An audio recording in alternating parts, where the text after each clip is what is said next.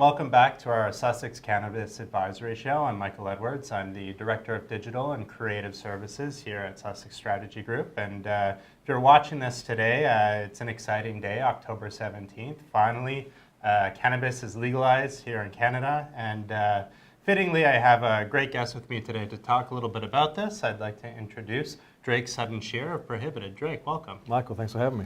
So, PRØHBTD, you guys have partnered with us. This is very exciting news. Before we get into that, why don't you give me a little bit of background of what PRØHBTD is to our viewers now? Sure. I mean, PRØHBTD, our mission is to lead cannabis from the black market to the supermarket. And to do that, we're creating, building, and marketing cannabis brands to global audiences. So we're one part media platform and one part brand creation platform where we own the audience, right, in the millions. We have a content studio. We produce a lot of content, the most amount of content in the cannabis industry. And we have an in-house creative agency that helps more than 60 cannabis brands build their businesses through design and packaging and strategy and product development. So PRØHBTD, what I love about your company, so what I find very interesting about PRØHBTD is you guys are both kind of on the creative services and creative agency side, but you're also very much direct to consumer in terms of building a network and building content that an audience can interact with and be interested in, in absence of having that brand just directly there. So you're kind of doing two things at once. You're both the agency and you're the media network. It's incredibly important in the cannabis industry to understand, A, who is the consumer, right? If you talk to Procter & Gamble or Mondelez or Diageo or any of these guys, they're really interested in understanding who is the cannabis consumer and then how do we make products for them that resonate with them. Right? If you're going to ask a consumer to change or substitute an alcoholic beverage or brand that they like with a new cannabis brand, you have to understand what drives them to do that. And so what we do at PRØHBTD is A, we help them understand that because we talk to them directly, we have our own audience. And B, we can help them build products for that consumer because that's what we do. So when did you get in this space? Like, when did PRØHBTD start? Give us a little bit of background, because I know people would be really interested to know. Getting into cannabis, that's kind of, I think it used to be kind of a zany career path, and it seems today it's the career path to be on, I suppose. It is. I would still say it's a zany industry, for sure. It's a very challenging industry. I've been an entrepreneur my whole life. I'm originally actually from New Zealand, so I have a broad affinity for Canada, being a Commonwealth country. But in the U.S., I've built talent management companies and sold them. I've built social media companies and sold them. I've been in the music publishing business, really around entertainment, consumer, and brand and lifestyle marketing. And so PRØHBTD, for me and my two partners, was a natural extension of the core capabilities that we had as business people. Makes sense. So as I mentioned at the top here, we're really excited to announce a partnership between Sussex Strategy Group and PRØHBTD. It's an exciting partnership, exciting for me working in the digital space and working with some of our licensed producer clients, clients that are exploring opportunities in retail. And I think why it's so exciting is our audience knows we're a government relations, primarily government relations firm. And I think obviously, I'm biased, but the best in Canada. You are the best in Canada. I mean, we work with the best companies. It's very important at PRØHBTD that we only work with best-in-class companies. We are the exclusive worldwide partner for Entrepreneur magazine to help bring cannabis entrepreneurs into the business mainstream. That's on a global basis. We're the exclusive partner for Advertising Week, who are the largest events company in the media marketing technology space. And so we introduced cannabis to Madison Avenue, which we've done for the last 2 years in a row. And now with Sussex in Canada, it was very important to us that we found a company and could work with a company who really understood what was going on the ground. Because cannabis is very much a ground game at the moment, right? It's understanding the legalities around what's going on. I mean, all the provinces that you guys have here. I mean, in the U.S., you've got a state-by-state ground game going on, and it's very difficult to export, brands or do licensing deals with consistent products in the U.S. In Canada, there's an incredible opportunity to have a national outcome for a brand.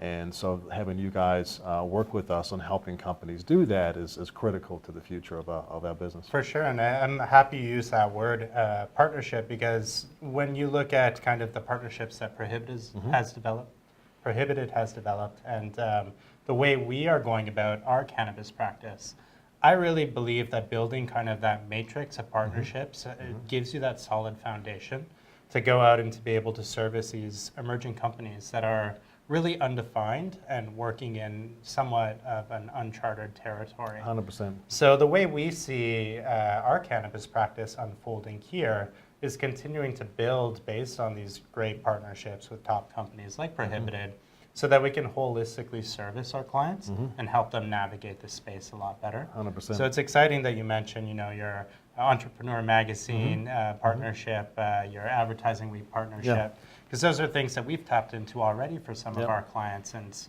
we just see the momentum already and the excitement. I think it's interesting because you've got really incredibly thoughtful and progressive thinkers in the cannabis space who are working within a very challenging framework to become successful. Now, the outcome, if they are successful, is 1,000 to 1 as opposed to maybe another industry.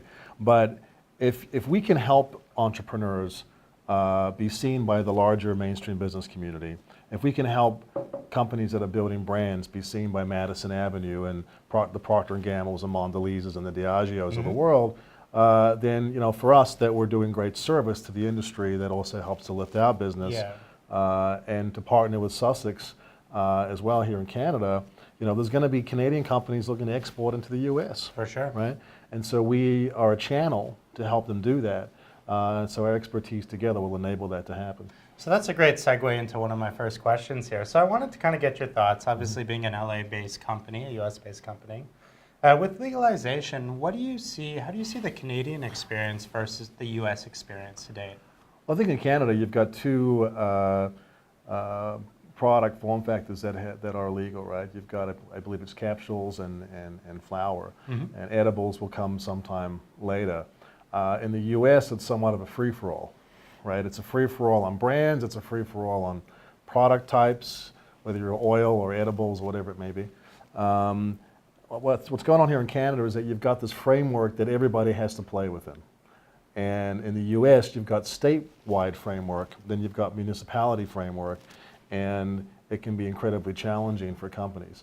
It's very hard in the U.S. to create a national brand. Forget about the legal challenges, but just to be able to create a brand that has a consistent outcome from Los Angeles, to Denver, Colorado, can be a very different experience for a consumer.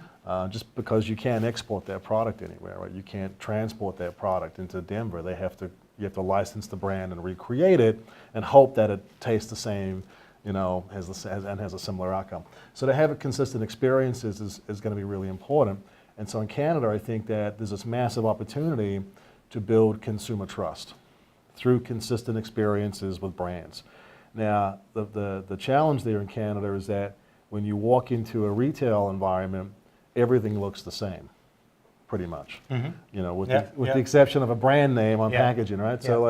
So in California, for example, where we're headquartered, you can walk into a dispensary and there's 50 different brands, and they all look different.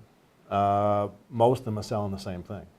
It's a Shenzhen Special Vape Pen that's just got a different brand that has good, better, best brand equity program behind it. So depending on what you want to buy, but in Canada, you really have to rely on understanding who is the company behind this, right? How is the consumer being educated?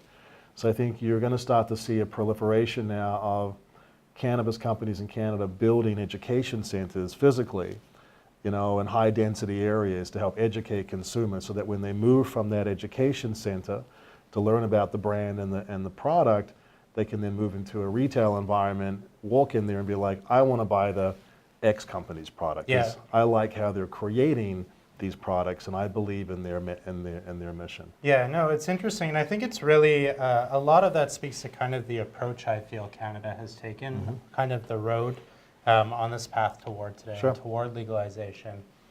And it does come from an availability and control standpoint. And I think that that's kind of what's key here. Yep. And the marketing and the branding, that's kind of pushed to the side, if you will. It's like, Yeah. okay, let's take the lessons that we've learned over however many years and decades with a little bit with alcohol, but I'd say more so with tobacco, and kind of put that weird framework together, and that's how you get cannabis here. It is, but it's also, you know, Michael, it's a lot of people in cannabis are focused on brand, logo, packaging, but you got to really focus on the need state of the consumer, right? If you can find what a consumer, what really drives them to adopt a brand, and you can understand the psychographic behind who that consumer is.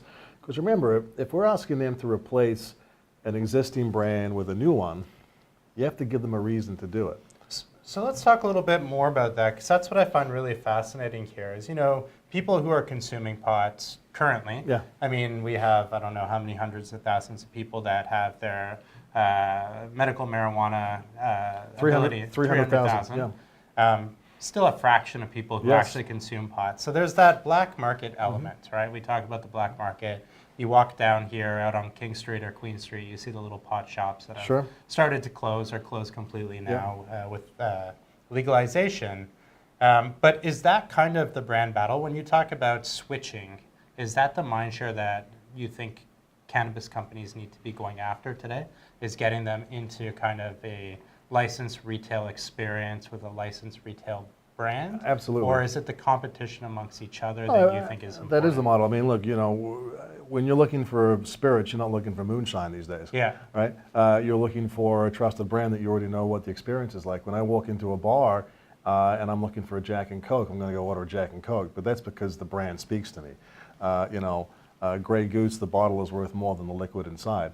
You know, so the brand value is incredibly important, but you have to build equity in that. And brands today in cannabis just haven't had the time.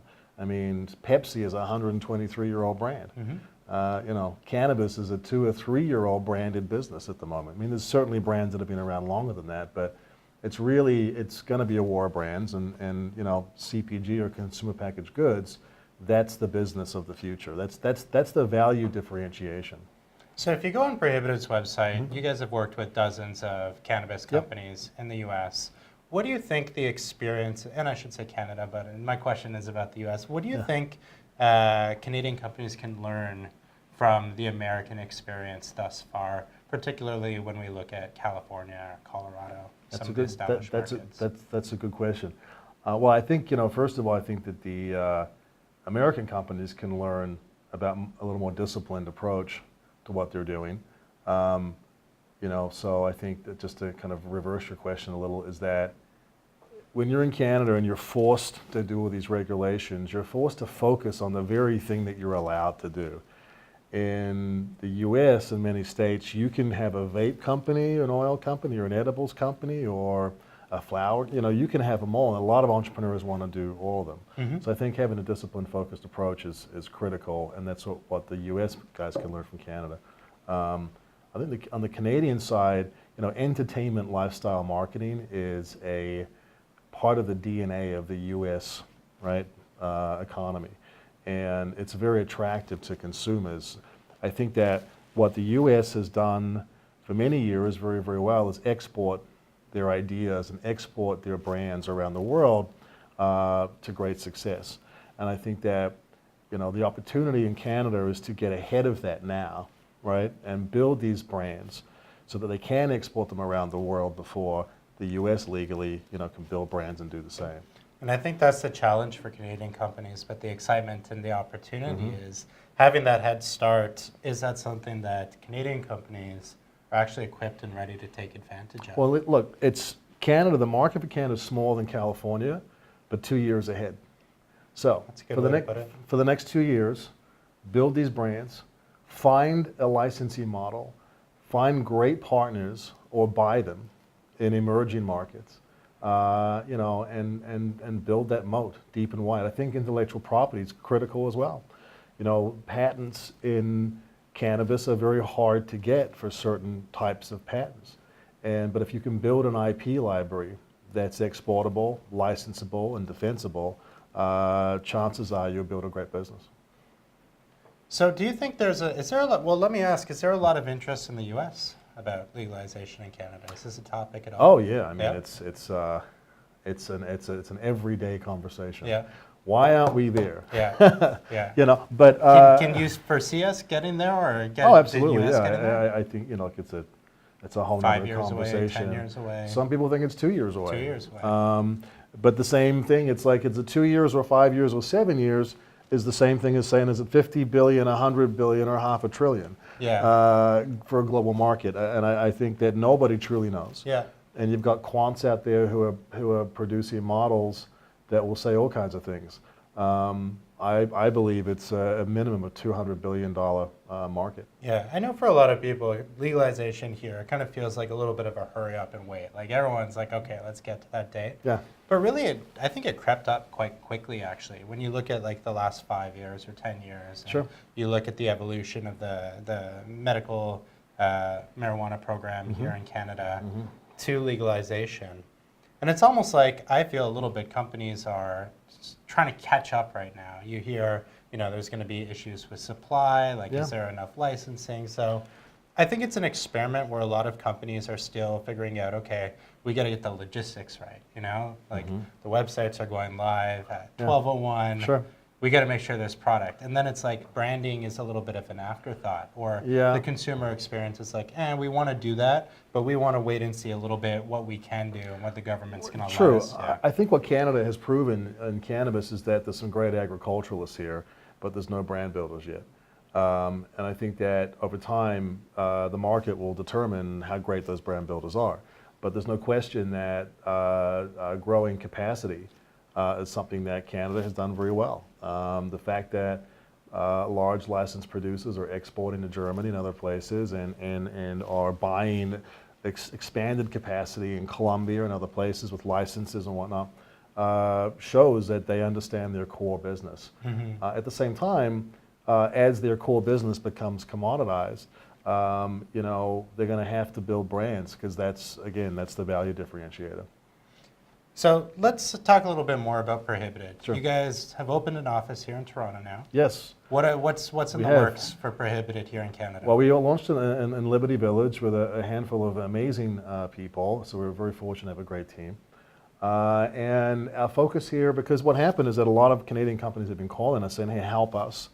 Help the companies calling us regarding strategy and consulting. We recently brought on Craig Binkley, who ran marketing for Coca-Cola internationally, and was the head of strategy for MDC Partners, which was a large agency holding company. So he's kind of come in to help us talk to bigger companies about how to do business in cannabis, and also to help companies in cannabis learn how to do bigger mainstream business plays. So there's that. The other side of the coin is we're here to partner with Sussex, and we'll be announcing another partnership soon that's very, very meaningful for this market. And it's about producing content. It's really about helping these incredible companies in Canada tell their stories through content. And this is, our viewers will know if you watch our programming regularly, just how much we believe in video content and direct-to-consumer content and, very much interest-based content that you might not get in a traditional media channel. And this is really what I love about the programming that you guys have developed and the quality of programming.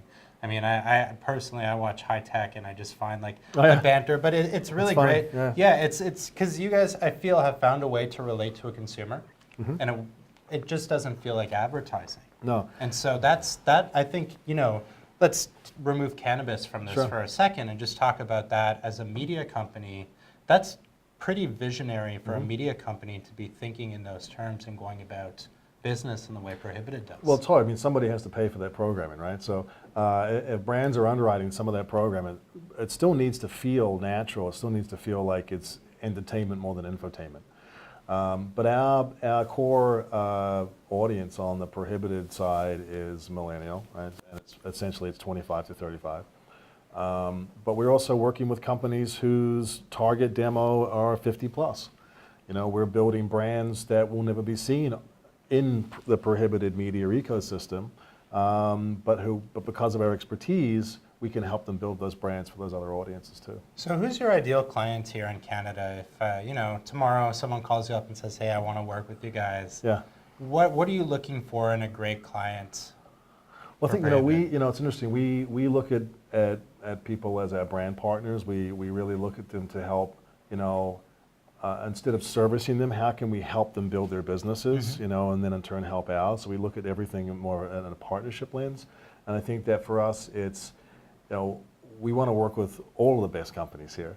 We're not greedy. And I think that whether you're Canopy or MedRelief or Afrio, whoever you are.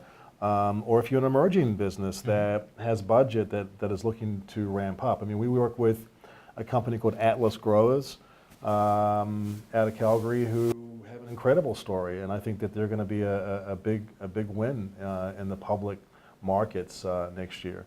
They've got a lot of leading science and technology and IP around their business, and they're set up to win.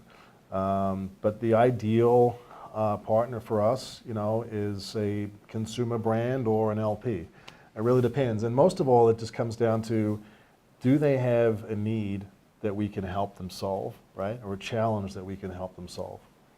And I think smart brands are going to be looking to do a lot more educating in this space. Yes. Yep. The only way to really grow the pot, I feel, in this industry is to get people who are not traditional smokers or consumers to be open to the idea of, eventually over time replacing that evening glass of wine with, a vape or whatever it might be. That education gap, though, being as huge as it is today, I know you see brands having a big interest in that, but government as well. So this government's really federal government has put a lot of emphasis and effort into how do we educate, particularly on safety, around teen usage. How do you see PRØHBTD potentially playing a role in that, and where do you think your strengths are to do that type of education? It's interesting, Michael. We've got, I was talking to someone about this the other day. They said, hey, there's, how are you going to speak to audiences about the same topic? And you can't speak to someone 50 and older the same as you would to someone who's 21. You have to create specific content programming that encourages them to take notice and participate and learn and then act. And so what we're doing is we're building content programs that speak to different demographics, and then distributing that content on platforms in Canada that have and reach millions of people. So whether that's helping the Canadian government with public service announcements, or whether that's with programming that may be seen on a platform like Rogers or Post Media or someone like that.